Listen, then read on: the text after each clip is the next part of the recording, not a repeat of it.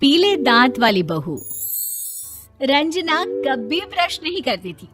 उसे कितनी बार उसके माँ बाप ने डांटा, लेकिन उसका कोई असर उस पर होता ही नहीं था, जिस कारण से उसके दांत पीले पीले हो जाते हैं। शादी के बाद अरे बहू, वैसे तो तुझ में कोई कमी नहीं है, पर तेरे दांत दांत इतने पीले कैसे हैं बेटा? कैसे मतलब? कोई सर्जरी थोड़ी ना कराइए। वो तो क्या नाम, मैं ब्रश नहीं करती थी तो पीले हो गए। अब क्या करूं? आप कहें तो लाल करवा लूं या फिर काले? यार ये क्या है, क्यों माँ से लड़ रही हो? लड़ रही हूँ? अरे मैं लड़ रही हूँ या ये बोल रही है कि दांत पीले हैं, पीले। अरे तपस्या थोड़ी ना की है इन्हें पीले करने के लिए। बकायदा ब्रश नहीं किया है 20 साल तक, तब जाकर। छी, कैसी बात कर रही हो? ये उस वक्त तो पीले नहीं थे जब हम लोग तुम्हें देखने आए थे।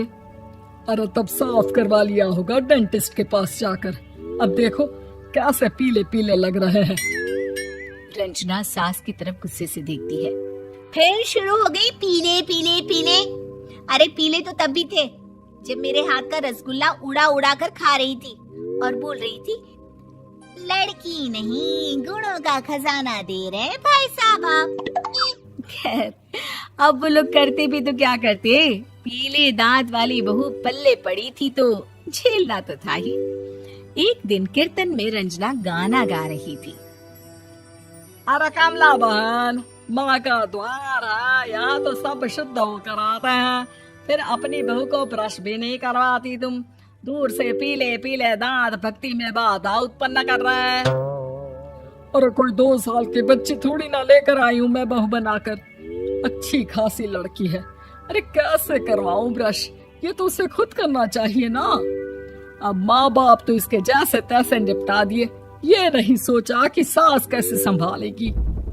सास बहू को लेकर घर आ जाती है, लेकिन सोच लेती है कि अब इसे लेकर कहीं नहीं जाएगी। अगले रोज बहू कहती है, अरे क्या हो गया, मंदिर नहीं जाना क्या? कीर्तन का वक्त हो रहा है। मेरी मधुर वाणी से कान्हा जी जागते हैं और सोते हैं। आप तो जानती है ना उनकी भक्ति में कितना मन लगता है मेरा।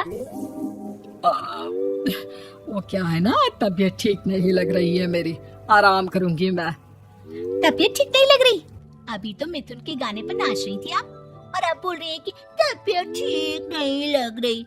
अरे भक्ति में मन लगा लो सासू माँ, ऊपर जाना है, क्या मुंह दिखाओगी आप? हाँ? सास को बहू की बात पर गुस्सा आ जाता है। मैं क्या मुंह दिखाऊंगी, इसकी चिंता तो ना कर, समझी? अपने मुंह की चिंता कर, जो ये पीले पीले दांत लेकर हर जगह पहुंच जाती है। पता है लोग कितना मजाक बनाते हैं। ना जी ना, मैं नहीं जाना कहीं तेरे साथ। तो ये बात है, कोई ना, मत जाओ, मैं अपने कमरे में ही बैठकर भक्ति कर लूंगी। ऊपर वाला दांत थोड़ी ना देखता है, मन देखता है, भावना देखता है। और अरे बस बस, तू सब कुछ दिखा, बस ये सफेद चमकदार दांत ना दिखाना किसी को, है? जा यहाँ से।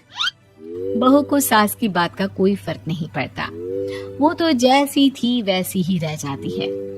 सुबह नहाकर किचन में खाना बनाना, फिर खाना खाना, कीर्तन भजन करना और सो जाना।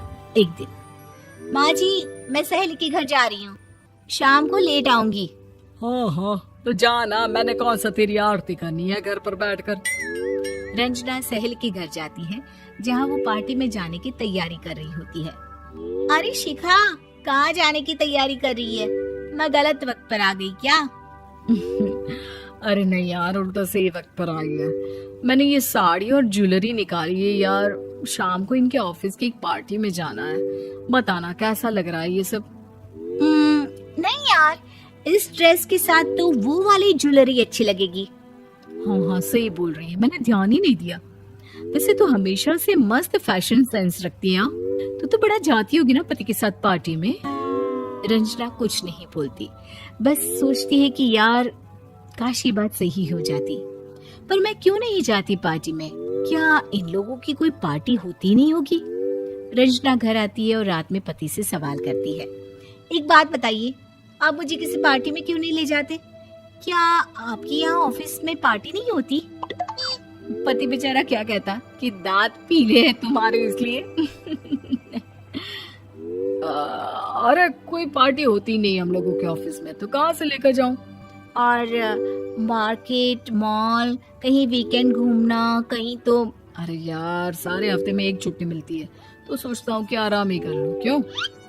रंजना मन मार के रह जाती है। पहले कभी सास के साथ मंदिर जाया करती थी, लेकिन वो भी सास ने ले जाना बंद कर दिया। घर बैठी बैठी रंजना बोर हो जाती है। तभी उसे आइडिया आता है और वो मायके जाने का सोचती है। सासू माँ, 2 दिनों के लिए मम्मी के घर जा रही हूँ। अच्छा अच्छा, ठीक है, आराम से जा। और हाँ, माँ से कुछ अच्छी आदत सीख कर आना कि कैसे शरीर के हर भाग की तरह दांतों की सफाई भी जरूरी होती है, समझी? शुरू हो गई ना आप। वो लोग आपकी तरह नहीं है कि छोटी छोटी बात का बतंगड़ बना दे। उन लोगों के लिए मैं मायने रखती हूँ, ना कि मेरे पीले पीले दांत। रंजना माँ को बिना बताए उन लोगों को सरप्राइज देती है, लेकिन जैसे ही वो दरवाजे पर पहुंचती है, अंदर देखती है कि घर वाले कहीं जा रहे होते हैं। अब माँ, काश रंजना दीदी के दांतों वाली प्रॉब्लम नहीं होती, तो वो भी हम लोगों के साथ चलती ना बुआ जी की बेटी की शादी में।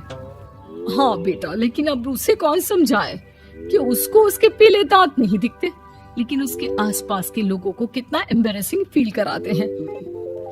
मुझे तो कितनी बार उसके स्कूल की टीचर ने शिकायत की कि उसके साथ कोई लड़की बैठना भी नहीं चाहती, और ना ही कॉलेज में कोई उससे बात करना चाहता था। लेकिन पता नहीं क्यों उसे ये बात समझ में ही नहीं आती। कोई कमी नहीं है उस लड़की में, बस यही कि दांत पीले हैं। वो तो भला हो जीजा जी और उनकी माँ का, जो दीदी को जैसी है वैसे ही रखा हुआ है। रंजना को अपने घर वालों की बात सुनकर बहुत दुख होता है। वो सोचती है कि वो क्या करे, लेकिन फिर वो सीधा डेंटिस्ट के पास जाती है, अपने दांत चमकाती है और कसम खाती है कि वो रोज ब्रश करेगी। अरे क्या हो गया? तुम तो 2 दिनों के लिए गई थी ना, पर कोई ना, अच्छा है, चलो आ गई तो। रंजना सास के सामने आकर खड़ी हो जाती है और पूरी स्माइल करती है, उसके चमकदार दांतों को दिखाती हुई। चले मंदिर। माँ, मुझे माफ कर दीजिए, मैंने आप लोगों को बहुत एम्बैरेसिंग फील करवाया।